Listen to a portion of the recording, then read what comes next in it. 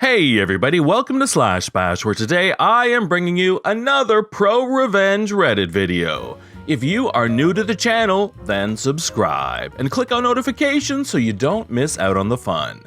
In our first story, when our OP is bullied and his phone is broken, he makes his abuser pay for it. Let's jump right in.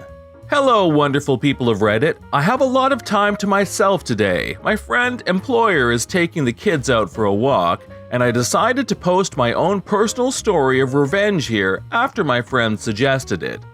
I was always the kid people picked on at school. The girls would spread rumors about me, and the boys would harass me non-stop. See, I'd always known that I wanted to be a nanny. I loved babysitting and looking after kids, so it seemed like a natural career choice for me. I made the mistake of telling this to a girl who I thought was my friend, and she proceeded to tell everyone at school. As this was perceived as feminine, I instantly became the target for bullies. There was one boy who loved to terrorize me. I'll call him Jack for the sake of this story. Jack was awful. He would follow me home whilst throwing things at me, vandalize my schoolwork, call me disgusting names, steal my stuff, cut my hair in class, etc. I was terrified of him. It got to the point where I couldn't sleep from the fear of having to deal with him at school the next day. I blame him and his friends for the anxiety I had, and still somewhat have to this day. I reached breaking point not long after Christmas when I was 15.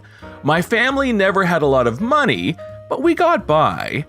My mom had saved for ages in order to buy me my first phone. No, it wasn't the newest model, but I didn't care. I was so grateful to have my first phone, and a little guilty that my mom had gone without her new Christmas outfit and had put off fixing her own phone to buy it for me.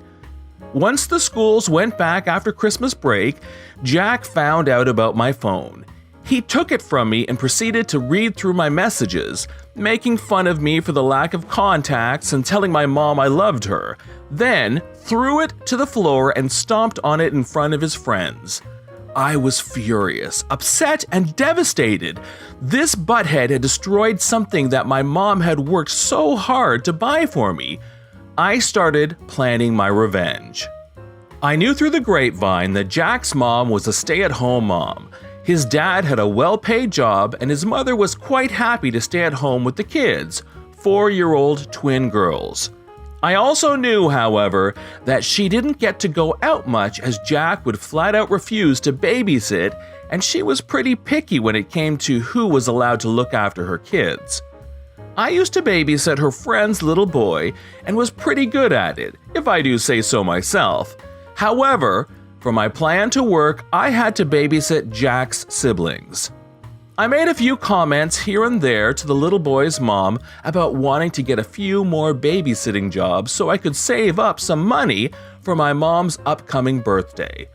As luck would have it, the lady recommended me to Jack's mom, since it had been so long since she'd been able to go out with the girls. For the next few weeks, I'd go to Jack's house with the other little boy I was babysitting and look after his little sisters. Despite Jack's awful attitude, his family were all pretty nice.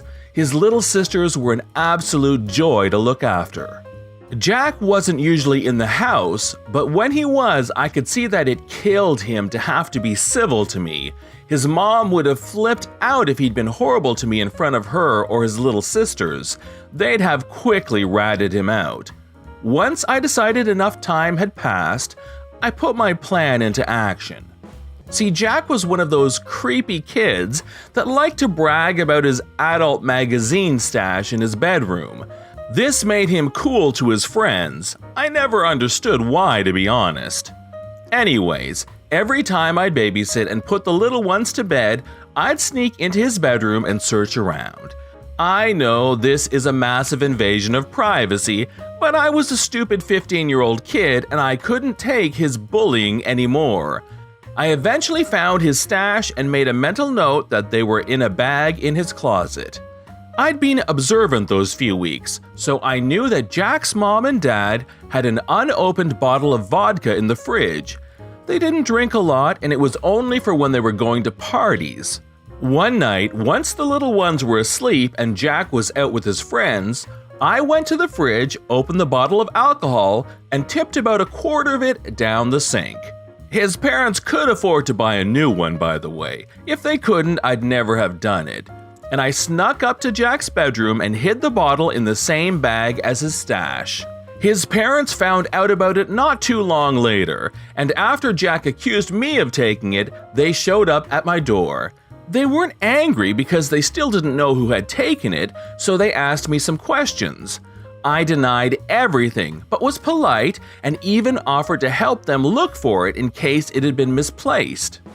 They thanked me but told me that it was fine, they'd find it. And oh boy, did they find it.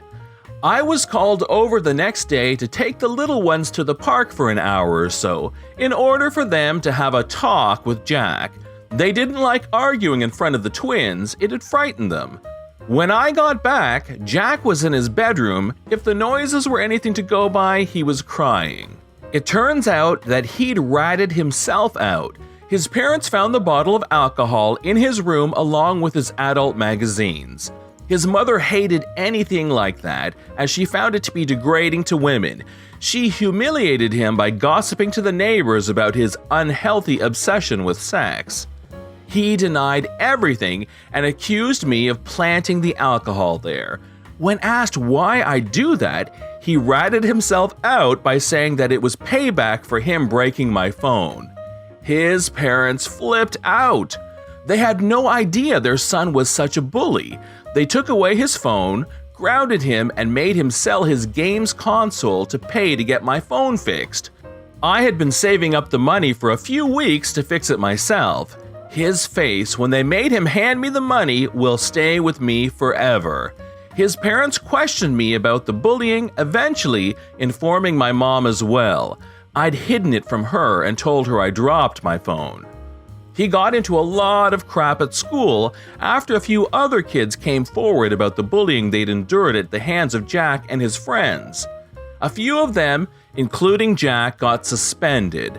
Jack's parents even made him go to the door to apologize to the people he'd tormented.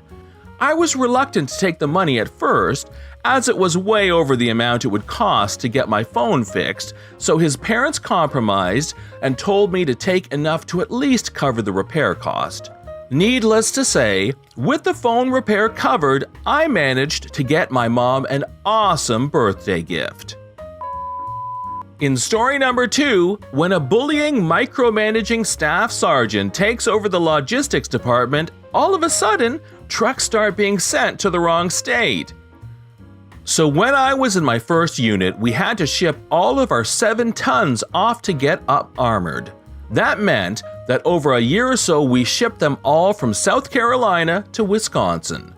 I was in charge of logistics at the time, so I coordinated it all and loaded the trucks. Overall, a pretty easy task. The only challenge was the documentation. Anyways, it was all going well until this new staff sergeant showed up in the motor pool. He was a butthole, just treated everyone like crap. He made my life miserable when I tried to ship these trucks. Like, I didn't want to, it wasn't overly fun. Sometimes it even required me to work on weekends, so I would have been happy just not doing it. However, I had to. Headquarters Marine Corps ordered it, so there was no reason for him to be pissy with me. Anyways, so once he took over, shipping these trucks became a pain in the butt because he would micromanage because I was a lower rank. So I let him, and he wanted to sign stuff, so I made up lines for him to sign. Then finally, I had it with him.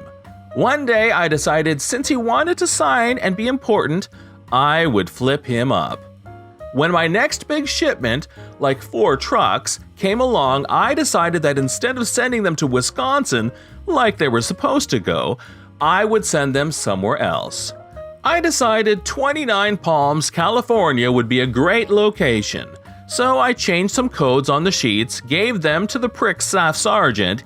He made some more dick comments and then blindly signed the form. So off we shipped these trucks.